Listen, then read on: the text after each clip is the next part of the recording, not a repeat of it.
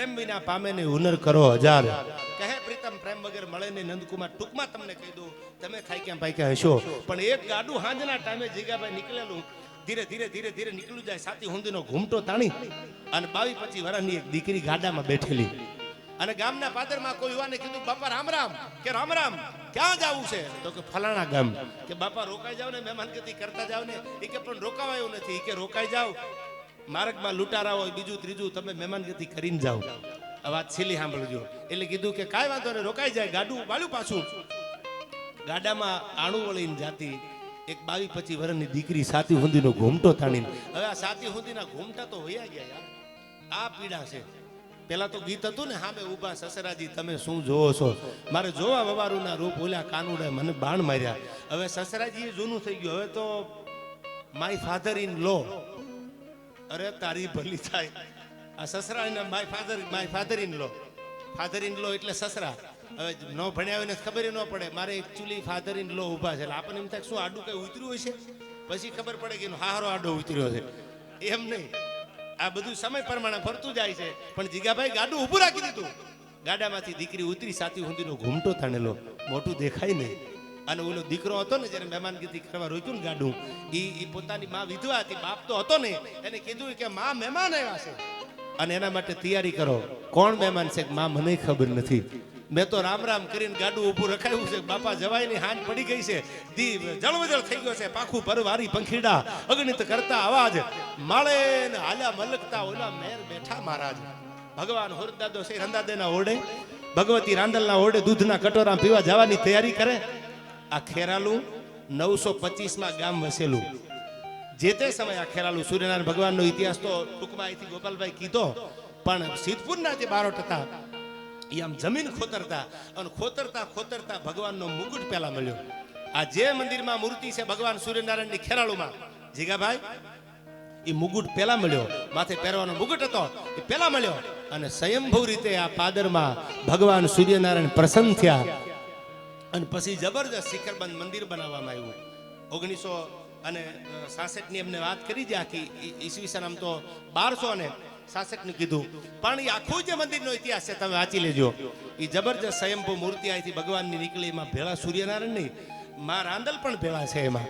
અને એ આખી જે મૂર્તિ સ્વયંભૂ અહીંથી નીકળી, એ જે મંદિર જે સૂર્યનારાયણ છે એમાં ભગવાન બિરાજે છે હતાસરા ઘોડા લઈને. અને તેથી હવે વાત સાંભળજો, આવી વાતો વહી જાય ને એની પીડા છે. 5 લાખ રૂપિયા બેંકમાં મૂકવાના, કેટલા એકાઉન્ટ ખોલવા વાળી બેંક છે અટાણે, પણ સારી વાતો મૂકવાના ઠેકાણા વયા ગયા યાર. એ પીડા છે માલધારી. હવે સાંભળજો પ્રેમ કેવા અટાણે તો ડબલા આંગા ખૂણાને લઈને વ્યા જાય. આ તમે જમી લેજો ને, તમે આમ કરી લેજો ને, હજી હું જમી નથી. આ બધી લાંબી ડિટેલમાં મારે નથી ઉતરવું, પણ પ્રેમ કેવા હતા થોડી વાર રહેવા દો. માલે તો મોહબ્બત છે યાર, રહેવા દો. એ તો વાતું કરે જ દુનિયા જેની આગળ રૂપિયા છે એ બાપ દાદાના. કે પણ નથી જીગા જેવાને પૂછો તો ખબર પડે. બસ સ્ટેન્ડમાં હુતા ડાયરા કરીને પૂગ્યા હોય ને પૂછો તો ખબર પડે રૂપિયાની શું કિંમત કહેવાય. મને એ કહેતા કે અમે હસુબાપા હારે જતા ને, તો કે હસુબાપા હારે હોય ને અમે બાકડા ઉપર હોઈ જાય. ગામના પ્રોગ્રામ પૂરો કરીને બાકડે હોઈ જાય. દીદી તો ક્યાં આવા સપના જોયા હોય. પણ હવે આ છેલ્લી વાત સાંભળજો, 5 મિનિટનો પ્રસંગ મને ગમે છે. સમજવા વાળા સમજી જાય આમાં, એવી આશા રાખું છું. પણ ગાડું રોકી દીધું. અને ગાડું રોક્યા પછી એને પોતાની વિધવા માને કીધું કે મારા રોટલા ગઢ મહેમાન આવ્યા છે. એટલે તૈયારી મંડી થવા, ખાટલા ઢાળી દીધા, ઢોલિયા ઢાળી દીધા. કલ્પેશભાઈ મહેમાનને ગાડું છોડાવી બળદને નીણ કરી. અને આ બાજુ રોટલા ગઢવાયની માં વિધવા બેહી કે બાપ હતો ને, માં મહેમાન છે, માં મહેમાન છે. એટલે રોટલા ગઢવા બેહી ગઈ. એટલે ઓલી સાતી હુંદીનો ઘૂમટો તાણીને જે બાઈ બેઠી હતી, આણું વળીને જાતી હતી, એને એમ થયું જીગાભાઈ કે આના ઘરમાં કોઈ બીજું કામ કરવા વાળું છે નહીં, લાઈન બે રોટલા હું ન ખાઉં તો ટેકો મળી જાય. એટલે કીધું કે લાવો એક રોટલો હું કરાવી દઉં.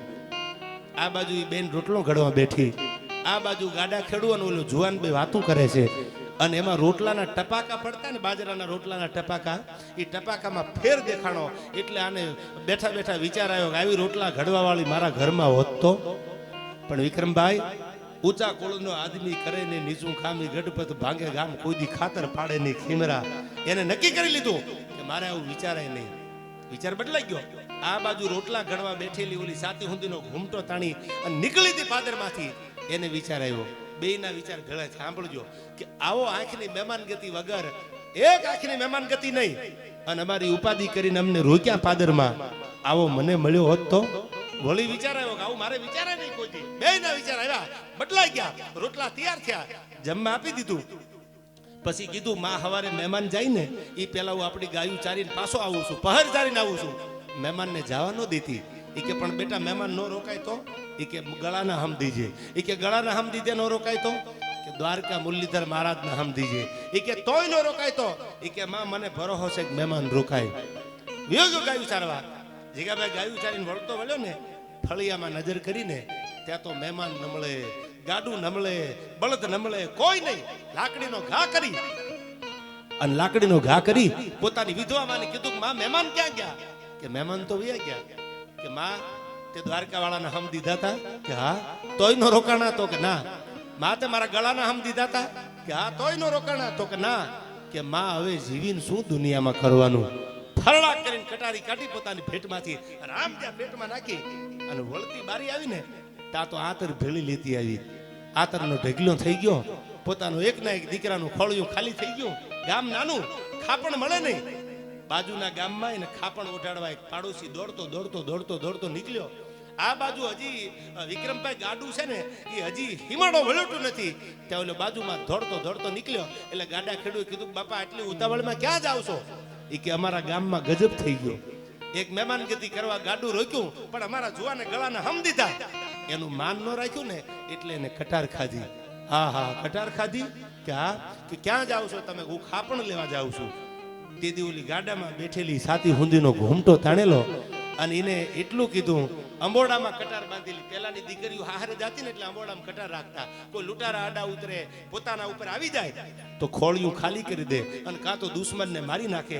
લોક સાહિત્યનો એક દોહો છે આ દેશની દીકરીઓ માટે કે નારી પ્રીત મેં રાધા બને અને ગ્રસ્ત મેં બને જાનકી, પણ કાલી બન કે શીશ કાટે જબ બાત આવે સન્માનની.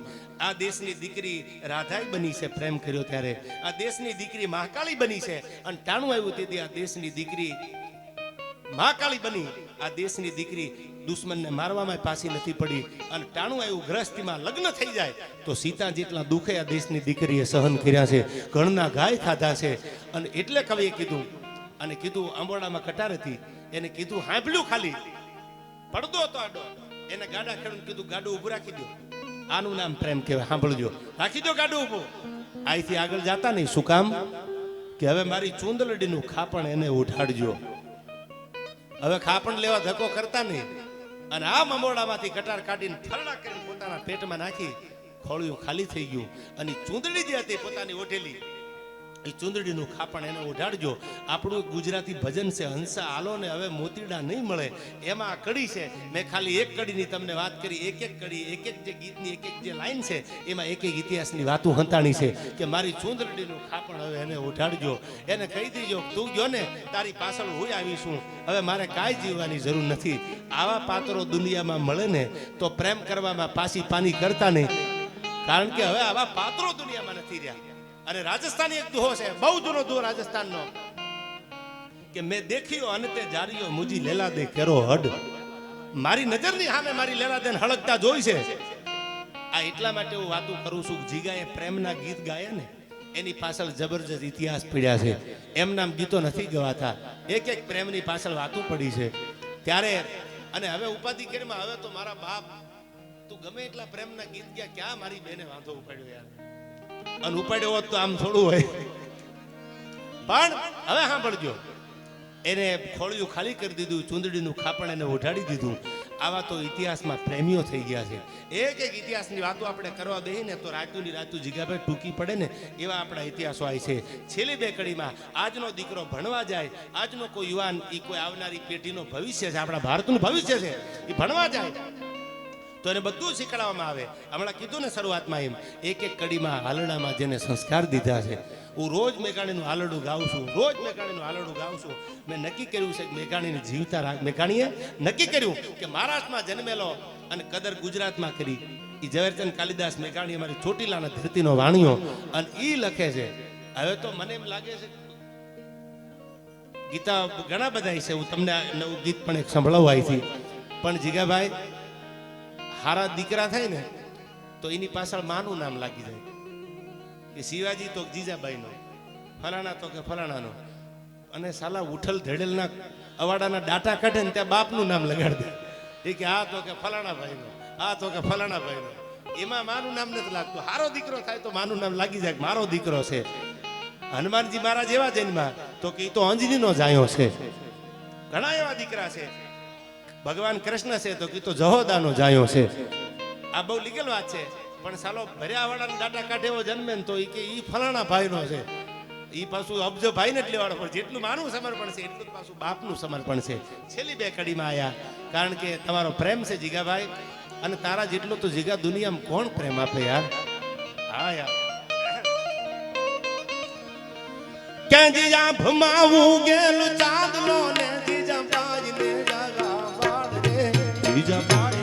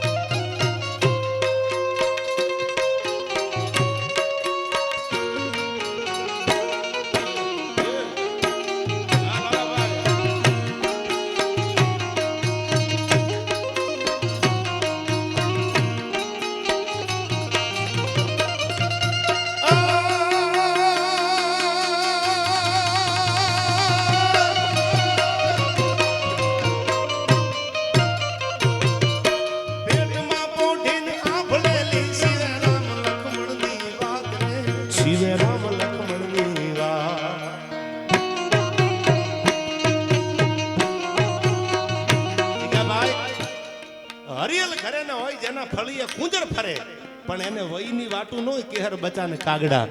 કોરોનાના સમય પહેલા હું અમદાવાદ આવેલો, ત્યારે મારું રહેવાનું રાજકોટ હતું, અને જિજ્ઞેશભાઈના મમ્મીની તબિયત બહુ ખરાબ, શારદાબાની, અને હું છેલ્લી વખતે ખબર પૂછવા માટે આવ્યો, અને મને સારલામાં, અને હું જ્યારે ખબર પૂછી અને રિટર્ન થયો ત્યારે મને ખાસ યાદ છે, અમારી જે મોરબી વાળી જે ચોકડી છે, બેડી ચોકડી, એ આવું પૂછ્યો હતા, કીધું ભાઈ હવે લોકડાઉન જાહેર કરે છે ગવર્મેન્ટ, આપણી સરકાર. પણ હું એટલા માટે કહું છું કે આવી જનેતા આ તકે માને આપણે યાદ કરી, જેને આવા દીકરાને જન્મ દીધા, અને જેની કૂખ જેને ઉજાળી, અને હારી જનેતા હોય ને તો જ હારા સંતાન થાય. હારી મા વગર હારા દીકરા દુનિયામાં ન જન્મે. અને એ માટે માતૃ તત્વને યાદ કરવું છે, જેને પેટમાં પોટીને સાંભળેલી શિવા રામ લક્ષ્મણની વાત, જેના માવતરે કોઈ દી કોઈનું ભૂંડું ન કર્યું હોય, એના દીકરા કોઈ દી ભૂંડા થાય ને એટલું યાદ રાખજો. જેને બીજાની એવું ઉઘાડી હોય ને, બીજાને ઉઘાડા પાડવાની મહેનત કરી હોય ને, એની એકને બીજી પેઢીએ તો પૂરું થઈ જાય યાર, કુદરત નારાજ થઈ જાય. પણ જેને બીજાના ઠાકવાના કામ કર્યા હોય, કોઈને ઉઘાડા પાડવાના કામ ન કર્યા હોય, ત્યારે હું સારલા માને આ તકે યાદ કરું. કેવી આ જનતાના આલડામાં મેઘાણી કહે છે,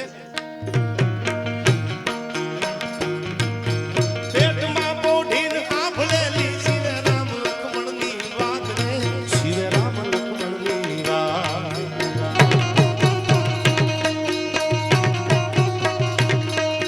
પેટમાં પોઢીને આભળેલી શિવ રામ લક્ષ્મણની વાત રે, શિવ રામ લક્ષ્મણની વાત.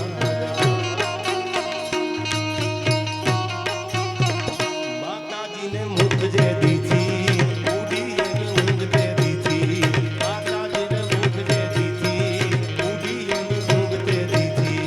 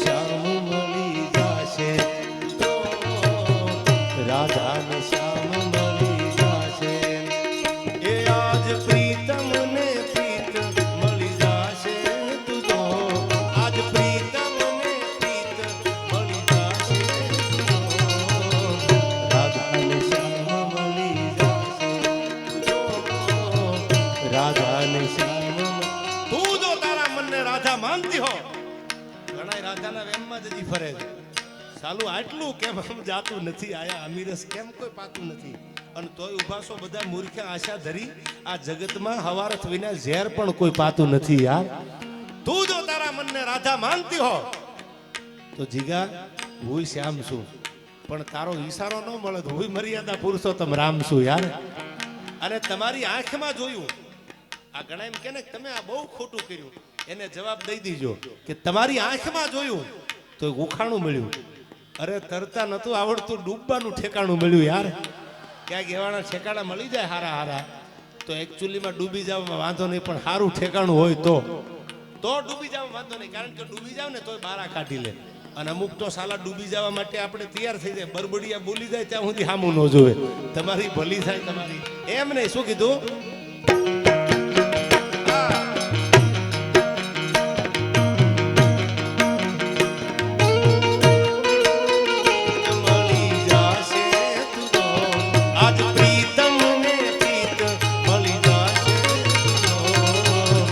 રાધા ને શ્યામ મળી જાશે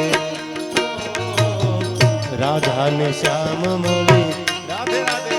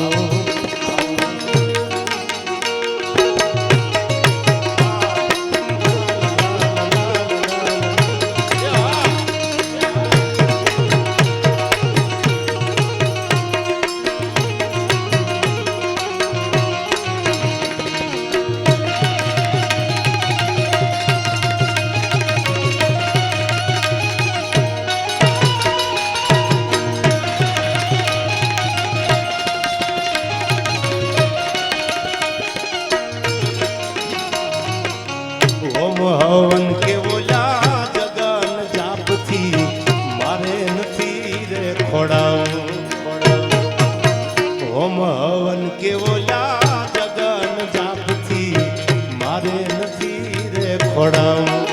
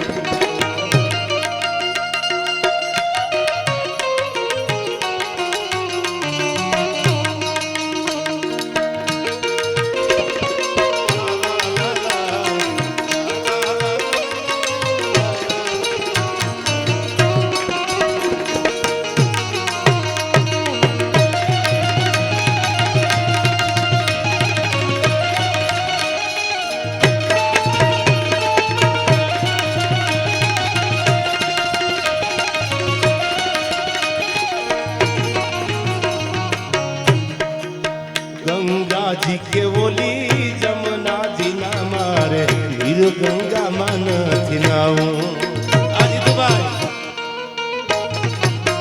गंगा जी के बोली जमुना जी ना मारे वीर गंगा मान थिनाऊ